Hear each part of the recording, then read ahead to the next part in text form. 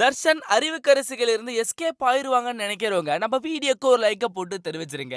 So மாப்பிள்ளைய நான் கூட்டிட்டு போறேன், கல்யாணம் வரைக்கும் என் வீட்டில் இருக்கட்டும் சொல்லவும், சக்திக்கு கோவம் வந்து பார்த்தீங்கன்னா கேட்பாரு. அது என்ன எல்லாமே பேசியாச்சு தானே, அவன் என் வீட்டில் தான் இருப்பான் அப்படின்னு பார்த்தீங்கன்னா சொல்லவும், உங்கள் வீட்டு பையன் பண்ண லட்சணம் அப்படி அந்த அளவுக்கு பார்த்தீங்கன்னா ஒரு வேலையை பார்த்துருக்கான் அப்படின்னு சொல்லிட்டு, வாங்க மாப்பிள்ளை போகும்போது அன்பையும் கூட்டிட்டு போயிடுவோம் அப்படின்னு பார்த்தீங்கன்னா சொல்லுவாங்களா. ஸோ நான் காலேஜுக்கு போகணும், ப்ரொஃபஷனல் சர்டிஃபிகேட் வாங்கணும் அப்படி இப்படின்னு பார்த்தீங்கன்னா சமாளிப்பாங்க. எல்லாமே கையோடயே வாங்கிட்டு போலாம் வா மாப்ளன்னு பார்த்தீங்கன்னா கூட்டிட்டு போயிடுவாங்க. ஸோ காலேஜுக்குள்ள வண்டியும் பார்த்தீங்கன்னா என்டர் ஆகுது. காலேஜுக்குள்ள என்டர் ஆகுதுன்னு பார்த்தீங்கன்னா எப்படியாச்சும் தப்பிச்சு போலான்னு நினைக்கிறாரு. பட் காலேஜுக்குள்ள என் தங்கச்சியும் நீ கூட்டிட்டு போன அன்பையும் அப்படின்னு பார்த்தீங்கன்னா அறிவுக்கரசி ஒரு ட்விஸ்ட் வைக்கிறாங்க.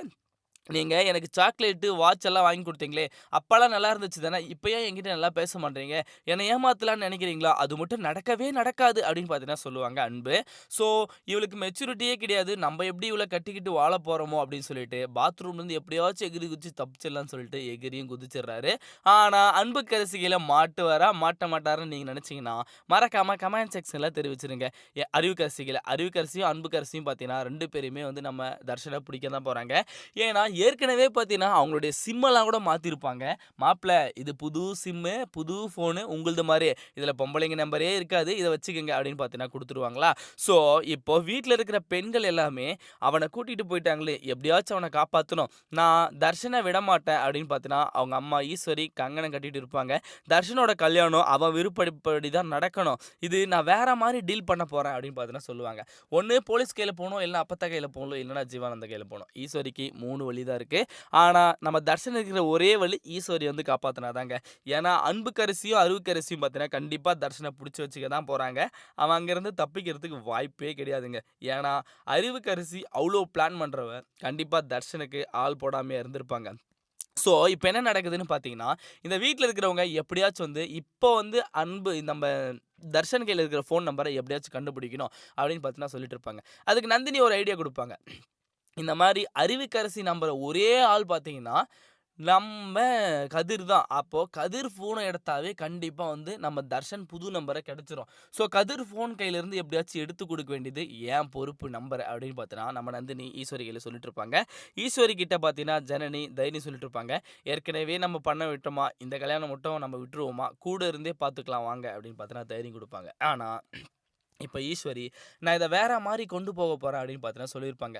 தர்ஷன் என்னதான் வந்து ஃபஸ்ட்டு கல்யாணம் பண்ணிக்கிறேன்னு ஒத்துக்கிட்டாலையோ, இப்போ எல்லாமே திருந்தி பார்கவியோட மனசை புரிஞ்சுக்கிட்டு, இந்த கல்யாணத்தில் எனக்கு விருப்பம் இல்லை, அந்த பொண்ணுக்கு மெச்சூரிட்டியே இல்லை அப்படின்னு பார்த்தீங்கன்னா, அவங்க அம்மா கிட்ட ஈஸ்வரி கையில் கூட சொல்லியிருப்பாங்க. ஆனால் இதே வாயில் தான் ஈஸ்வரி தப்பான கேரக்டரு, இவங்களை எனக்கு பிடிக்கல, எங்கள் வீட்டு பெண்கள் எல்லாமே அரகண்ட்டாக இருக்காங்க அப்படின்னு பார்த்தீங்கன்னா சொன்னார். ஆனால் புரிஞ்சு நடந்துக்கிட்ட நம்ம தர்ஷனுக்கு இப்போ திருந்துறதுக்கு ஒரு வாய்ப்பு கிடைக்குமான்னு பார்த்தா அதுக்கு கிடைக்கவே கிடைக்காது. ஏன்னா கோவில் அதாவது நம்ம குணசேகரன் பார்த்தீங்கன்னா சத்தியம் பண்ணிட்டு இருப்பாரு. இந்த மீனாட்சி சாட்சியா வந்து அன்புக்கு தான் கொடுக்க போறேன் தர்ஷனை, இது நீ நீ இங்கே பார்த்துக்குமா சத்தியம் அப்படின்னு பார்த்தீங்கன்னா சொல்லியிருப்பாரா. இதெல்லாம் ஏற்கனவே சொன்னது தானே, பரவாயில்ல விடுங்க அப்படின்னு பார்த்தீங்கன்னா சொல்லிட்டு இருப்பாங்க. நம்ம தர்ஷனே பார்த்தீங்கன்னா ஆல்ரெடி எஸ்கேப் ஆகிற பிளான்ல தான் இருப்பாரு.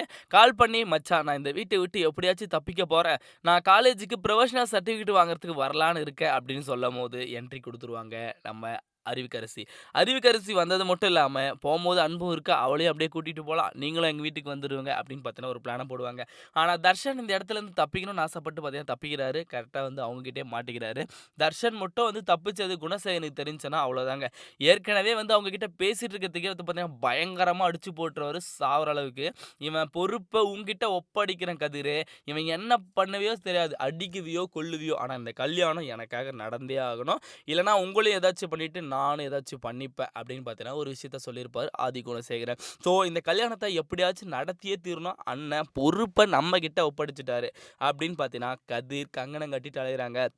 ஸோ என்னதான் அந்த வீட்டுக்கு போயிட்டு நம்ம பையன் தங்கினாலையும் நீங்களும் ஒரு கண்ணு வச்சுக்கோங்க, அவன் தப்பிச்சு போயிட்டான், அவன் எங்கேயாச்சும் ஓடி போயிட்டான்னா அது நமக்கும் தான் அசிங்கம் அப்படின்னு பார்த்தீங்கன்னா சொல்லிட்டு இருப்பாரு நம்ம ஆதி குணசேகரன் கதிர்கிட்ட. எப்பா 3 பேர் சித்தப்பா மாதிரி நீங்கள் இருக்கீங்கப்பா, இந்த கல்யாணத்தை நீங்கள் நடத்தி வைக்குவீங்க அப்படின்னு சொல்லிட்டு தான் நான் தைரியமாக இருக்கேன், ஜான்சி ராணி நீ நிற்கிறல்ல கூட அப்படின்னு பார்த்தேன். அண்ணே நான் இல்லையாம அண்ணே அப்படின்னு பார்த்தீங்கன்னா அவங்களும் சொல்லிட்டு இருப்பாங்க. ஸோ ஒரு வழியாக பார்த்தீங்கன்னா தர்ஷனை அந்த இடத்துலேருந்து கூட்டிகிட்டு போகிறாங்க. தர்ஷன் தப்பிக்கிறதுக்கு முயற்சி பண்ணுறாரு, பிடிச்சிடுறாங்க. ஆனால் ஈஸ்வரி டேரெக்டாக ஜீவனந்துக்கு கால் பண்ணிட்டாங்க. இந்த மாதிரி என் பையனுக்கு கட்டாயம் கல்யாணம் பண்ணுறாங்க, ஆனால் என் பையனும் ஒத்துக்கிட்டு தான் அந்த கல்யாணத்தில் இறங்கினா, ஆனால் இப்போ சுத்தமாக அவனுக்கு பிடிக்கல, மெச்சூரிட்டி வந்துடுச்சு, அந்த பொண்ணு மெச்சூரிட்டி இல்லைன்னு நினைக்கிறான் அப்படின்னு பார்த்தீங்கன்னா ஒரு விஷயத்த ஜீவனானந்தத்துக்கு எடுத்து போடுறாங்க. ஜீவானந்தும் பார்த்தீங்கன்னா, இதுக்காக நான் ஹெல்ப் பண்றேன் அப்படின்னு வந்து சொல்றாங்க. ஆனா தர்ஷன் மட்டும் டைரக்ட்டா போலீஸ்க்கு அவங்க வச்சுட்டு இருக்க அந்த நம்பருக்கு கால் பண்ணி, "என்ன கட்டாய கல்யாணம் பண்றாங்க. என் நம்பர ட்ராக் பண்ணி நீங்களே வந்துருங்க. என்ன கடத்திட்டாங்க." அப்படின்னு ஒரு விஷயம் சொன்னா மட்டும் போதும். நம்ப அறிவுக்கரசிய தூக்கி உள்ள வச்சு லாடம் கட்டிடுவாங்க. ஏற்கனவே பார்த்தீங்கன்னா, போலீஸ் அறிவுக்கரசி மேல பயங்கர டென்ஷன்ல இருக்காங்க, கோவத்துல இருக்காங்க. இந்த மாரி இவங்க தான் வந்து கட்டாய கல்யாணம் பண்றதுக்காக என்ன கடத்துறாங்க அப்படின்னு ஒரு விஷயத்த சொல்லிட்டு தர்ஷன் வந்து தப்பிக்கலாம் ஈஸியாவே. ஆனா தர்ஷன் அத பண்ணுவாரா? இல்ல டைரக்ட்டா வந்து ஜீவானந்தத்து மூலியமா வந்து நம்ம ஈஸ்வரி பண்ணுவாங்களான்னு தெரியல. ஆனா ஈஸ்வரி சொல்லிட்டாங்க. ஆனா இப்ப போலீஸ் வந்து நம்ம தர்ஷன் கையில, "இந்த கல்யாணத்துல உனக்கு விருப்பம் இருக்கா? நீ விருப்பப்பட்டு தான் இவங்க கூட வந்தியா?" அந்த விஷயத்தலாம் கேட்டாங்கன்னா, கண்டிப்பா கிடையாது. என்ன கட்டாயப்படுத்தி எங்க அப்பா அடிச்சு இந்த பொம்பள கிட்ட என்ன ஏத்தி அனுப்பிச்சாங்க. ஆனா இந்த கல்யாணத்துல எனக்கு சுத்தமா விருப்பமே கிடையாது. அப்படின்னு ஒரு விஷயத்த சொல்லிட்டாங்கன்னா, போலீஸ் நம்ம தர்ஷன் பக்கம் தான் நிப்பாங்க. அந்த பொண்ணுக்கு சம்மந்தம் இருந்தாலும், இருவர் சம்மதமே வந்து ஒரு கல்யாணத்துக்கு முக்கியமான விஷயம். அதனால அந்த கல்யாணம் நடக்கிறதுக்கு 100% வாய்ப்பே கிடையாது. பார்கவிய வேணா கல்யாணம் பண்ணிக்கலாம்னு ஆசையில இருப்பாரு நம்ம தர்ஷன்.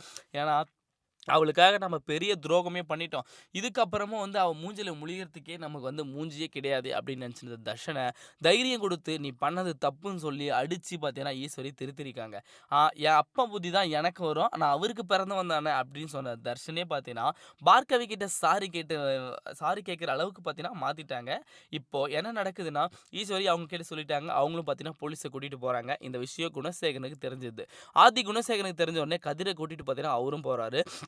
என் பையன் கல்யாணம் நான் ஆசைப்பட்ட மாரி தான் நடக்கும். நான் ஆசைப்பட்ட பொண்ணு கூட தான் நடக்கும் அப்படின்னு பார்த்தீங்கன்னா சொல்றாங்க. யோவ்!